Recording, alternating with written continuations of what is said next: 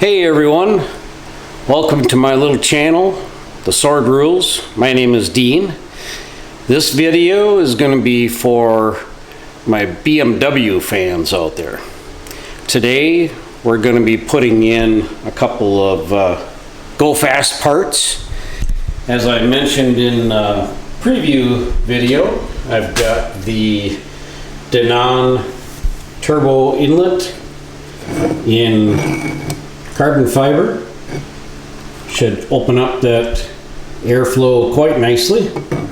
And I've got the Dinan strut brace kit to put in also.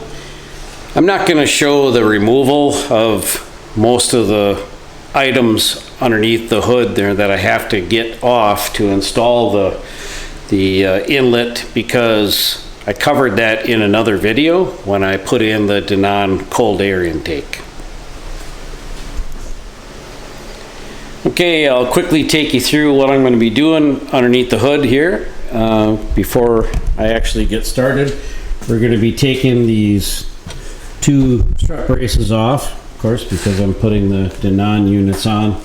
And then we're going to be undoing some of my work that I did in another video. I will, and I don't know how to link it up here or whatever, so I'll put a link to that video down in the description. Then I'm going to be pulling the Dinan airbox, disconnecting all the harness items from the airbox feeder tube, and then we get to the point where we're actually pulling that stock in. They call it a muffler. I'm not really sure why. I guess there must be some corrugated stuff in there that muffles the sound. We don't want that, right? We want to hear the air going into the turbo. So when I get to that point, then I'll start filming again. Otherwise, this other stuff is pretty straightforward. And you just take these 4 bolts off. This is a inverted Torx, which I have those sockets, but if you don't, I've heard that a regular socket also works on those. So I'm going to take everything apart and then we'll get back to it.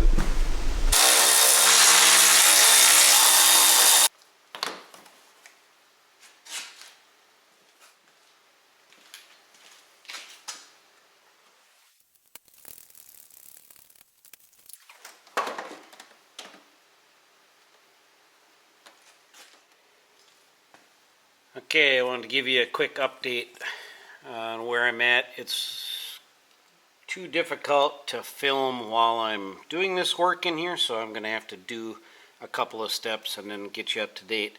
One thing is a reminder, make sure you keep a rag stuffed in that opening for the stock turbo inlet. You want to make sure nothing falls down inside of there. Any little pieces of debris or your 10mm socket, whatever, could fall down in there, and then you're hurting. So what I'm down to here is I have this wire disconnected, and kind of just did that just to get things out of the way, and disconnected from this fastener here too, so I can move it around. I got to get the flashlight in here. You can see right down in there's one clip that I have up and out of the way, and then I have another clip right here that I had it part way up. Yeah, this is really hard to do while I'm holding on the camera, but I'm going to try. Pull that up and out of the way. Come on, there we go. Now I should be able to pull that out and then release the PVC line that's over here on this side. You can't see it right now. Let me get the flashlight up here. Release that PVC fitting, and then that tube should come right up out of there. I mean, there isn't a whole lot holding this thing in. It's just this big plastic piece right here, and I can probably almost pull it off right at this point. I have to release that clip a little bit more, but this is the clip that had to come out from around the stock turbo inlet. It has to be pushed out all the way, and it comes out the bottom. You lift here, and you lift here, flop them back, and then you can push the clip out all the way. It's going to go in easier, and I'll show you why. It'll be in place, and you slip the turbo inlet on there and it snaps into place.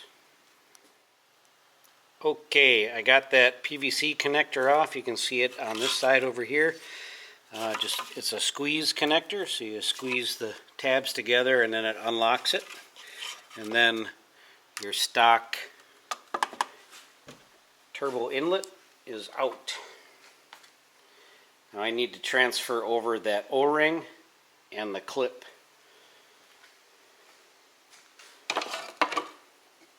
To the Dinan unit. So that O-ring has to sit in here in the same orientation as it is here. And then I'm going to fully install this clip. If I can pick it up here. Fully install this clip back in these slots, and that way when you push it back in, it snaps itself into place. It goes in way easier, I'm imagining, than it does come out. Now when you're pulling out that O-ring, I just grabbed it with my fingers and pull it out. There's a bit of a lip sticking up.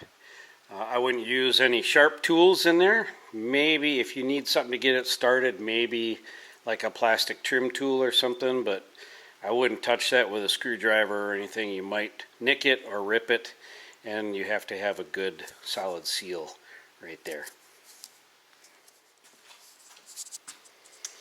Okay, I have the rubber O-ring moved over.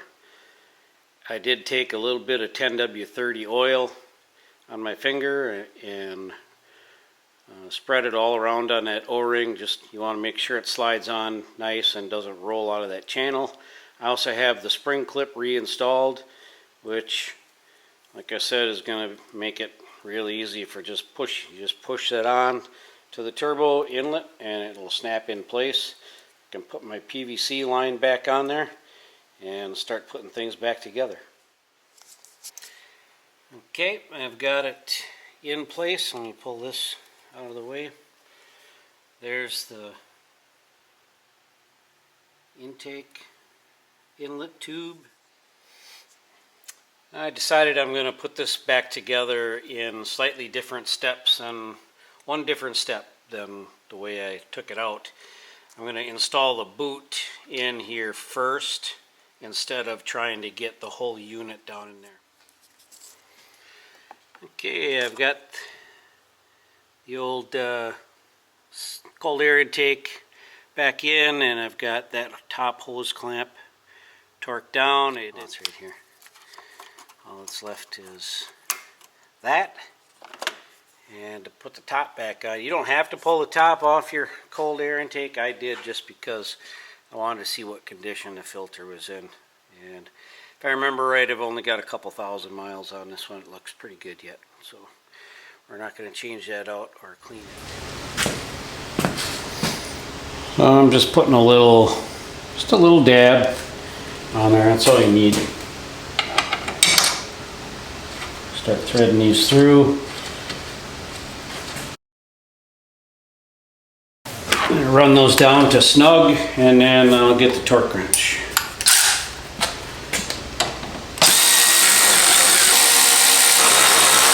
Milwaukee makes it easy. Torque wrench set to 30.0 foot-pounds.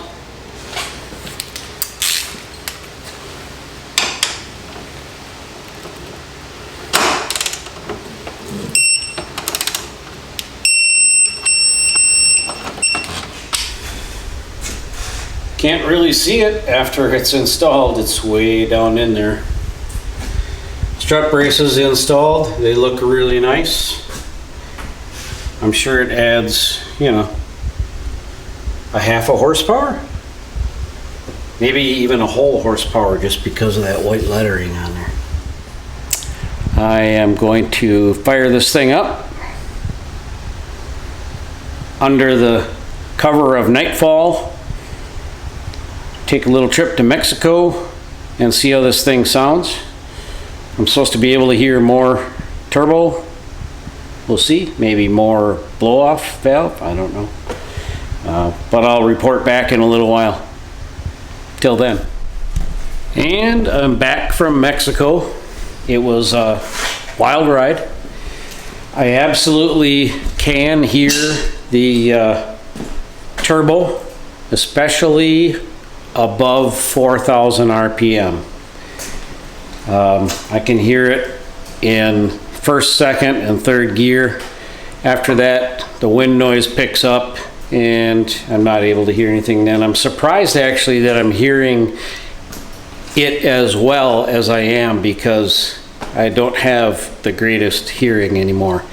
So far, an easy install, not too bad. Works good. I can hear more turbo. I can hear blow-off valve. I'm going to drive it some more tomorrow out in the sunlight and maybe get some glamour shots and let my tune learn it a little better and probably report back once more. But for now, I'm going to sign off because, well, it's getting late and it's past dinner time. And I'm going to head in. I hope you liked today's video. I had fun doing this install. Pretty easy stuff. If you like it, give me a thumbs up. Subscribe if you want. I really don't care. And you all have a great rest of your evening. Hey everybody, it's the next day. I'm back out here in the garage again. I did have a chance to get the car out today. A beautiful sunny day here in Wisconsin, 45 degrees. It definitely sounds better, and it definitely feels livelier is the descriptive word that I come up with for this, the difference between before and after with the turbo inlet. I don't have a way to measure it right now. I can't do a 0 to 60 because I have my winter wheels and all-season tires on it right now, so it's not going to compare to my best 0 to 60 of 3.77 seconds. That is with my summer tires on my PS4S. So, but seat of the pants, it's more fun. Well, I did forget one thing.